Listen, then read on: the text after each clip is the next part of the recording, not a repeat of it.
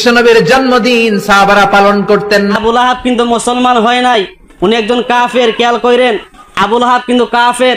তো কাফের হওয়ার পরেও আব্বাস রাদিয়াল্লাহু তাআলা স্বপ্নের যুগে জিজ্ঞেস করছে, ভাই আবু লাহাব, তুমি কবরের মধ্যে মানে কি অবস্থায় আছো?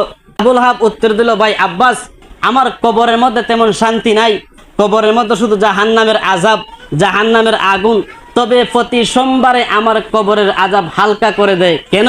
ওই আবু লাহাব বলতেছে যে বাতিজা মুহাম্মদ সাল্লাল্লাহু আলাইহি ওয়াসাল্লাম যখন দুনিয়ার মধ্যে আগমন করেছিল, ওই সময় আমি আবু লাহাব খুশি হইয়া আমার দাসী সুয়াইবাকে আমি আজাদ করে দিয়েছিলাম, ওই জন্য আমার কবরের মধ্যে জাহান্নামের আযাব হালকা করে দেওয়া হয়।